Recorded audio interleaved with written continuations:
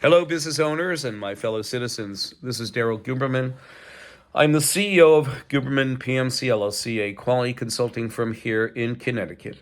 We've assisted companies in manufacturing quality and special processes, and also ISO certification and all its derivatives. My background is aerospace, medical implants, medical materials, printing, and plastic distribution, where we dealt with every industry under the sun.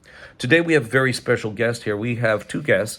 We have Mr. Albert Bourla, CEO of Pfizer, and we have Mr. Benjamin Netanyahu from Israel, former prime minister. I think he's going to go after it again.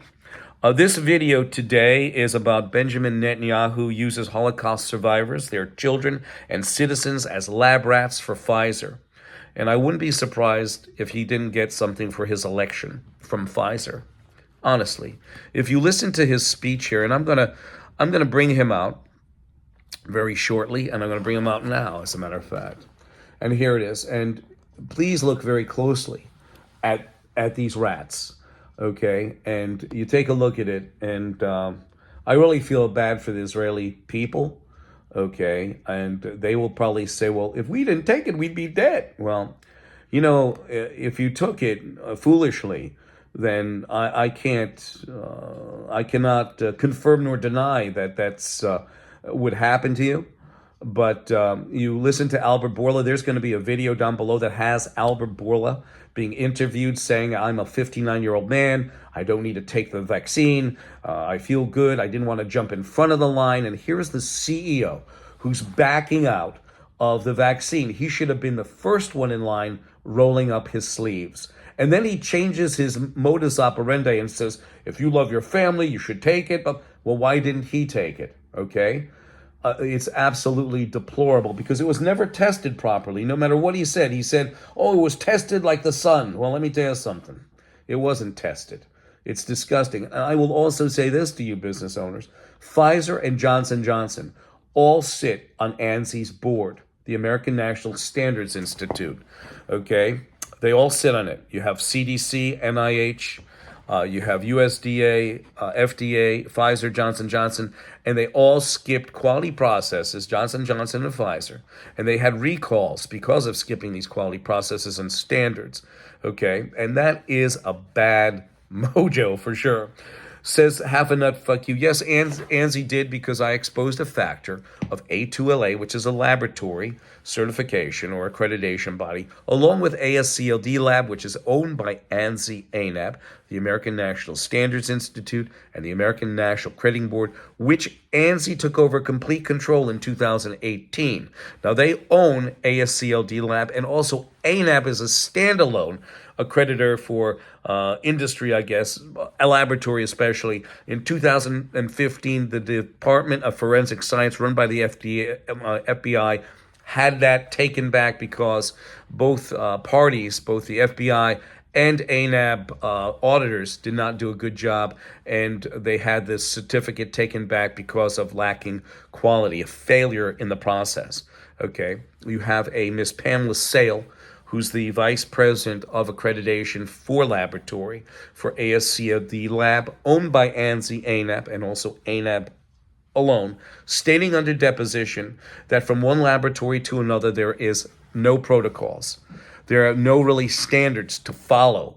And that, to me, basically opens up the exposure of the release of the COVID virus in the BioLevel 4 lab in Wuhan, China, and brings it to its fruition as to being truthful about them releasing it. On top of it, ANSI ANAB are underwriters for the International Accreditation Forum and the International Laboratory Accreditation Cooperation, the IAF, incorporated in Delaware.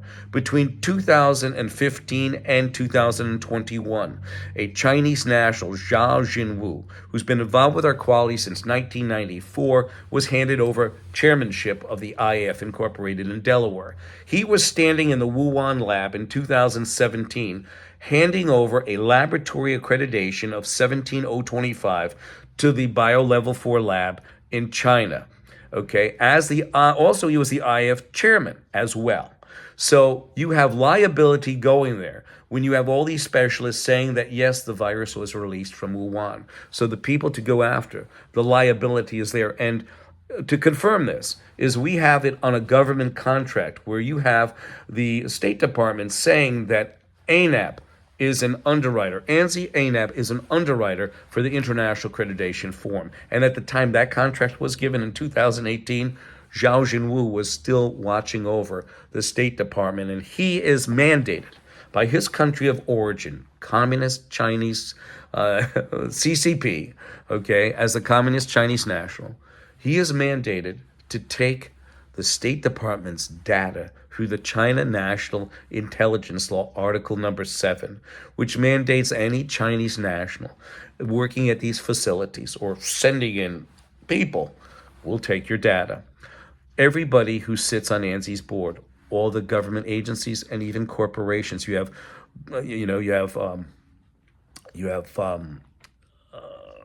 Amazon. Their ISO 17017, actually their ISO 27001 for cybersecurity, and they got their data taken. You got Google who sits there. They got taken data, okay? And they're all certified to the cybersecurity 27001. So because China is mandated, how do we know that that material was not taken or given away? As my friend from first grade, who's a quality professional, said, Daryl, this is not espionage. It's not cybersecurity. It's giving the data away because ANSI and ANAP between 2015 and 21 was sitting on the international accreditation form that was controlled and manipulated by communist China. So this video today is about Benjamin Netanyahu uses Holocaust survivors, their children and citizens, as lab rats for Pfizer. And it's a shame. And I'm going to let you listen to Benjamin Netanyahu. Detailed plans, but they are detailed in my mind. We came out of COVID first. I described that in my book, My Conversations with Albert Bourla on Pfizer. And I persuaded him to give tiny Israel the necessary vaccines to get us out first from the COVID. And the reason I could do that is because we have a database, 98%. A medical database, 98% of our population has digitized medical records and Blue Card, and anywhere you go in any hospital in Israel, north, south, doesn't make any difference, boom, you punch it in, and you know everything about this patient for the last 20 years. I said, we'll use that to tell you whether these vaccines, what do they do to people, not individual people, not with their individual identities, but statistically, what does it do to people with, meningitis? What does it do to people with high blood pressure? What is it? You want to know that. So Israel became, if you will, the lab for Pfizer, and that's how we did it. They became the lab for Pfizer. And as these rats show you, okay, the first one over there says, did you get the vaccine yet? The next rat over there says, no, they're still testing it on humans. And that's exactly what the Israeli people were, lab rats. You're also looking at that again, the half a nut fuck you. I had a gentleman, a Russ Cheney gentleman, how can you call him that? He contacted me in 2019, left me a voicemail. And this is what his voicemail said. And I have to put this in there to illustrate to you what type of individuals ANSI truly has. This is actually the description of the disposition of quality that ANSI ANAB dispenses, because you have organizations like Pfizer and Johnson & Johnson who skip quality processes, okay, and standards and had recalls of the COVID vaccine. They sit on ANSI's board, okay, membership, whatever, roster, and they sit right over by the FDA, USDA, NIH, CDC, and FBI. And this, on November 15th, 2022, you had Christopher Wray. Is Christopher Wray around? I don't know. Let me see. I don't know if Christopher Wray is around. I think Christopher Wray took off. Yeah, I don't think. Let me see if Christopher Wray, where are you? Oh, here he is. Christopher Wray, the FBI. He said about TikTok during a Senate or congressional subcommittee meeting, he said that TikTok is a detriment to America. As a matter of fact, they pulled a lot of the TikTok data out of servicemen's phones because it's an easy way for China to segue in and get your information. And he said this, He said many times that the whole of the Chinese society is a threat to the U.S. and that Americans must step up to defend themselves. Yet his own organization, the FBI, was sitting on ANSI between 2015 and 2021, and he had his data taken. Yes, they've been hacked too. Every federal agency on ANSI has had their data taken.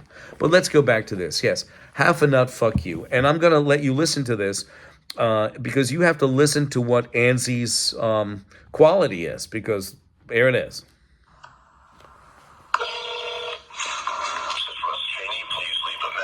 Return your call as soon as possible. Record your...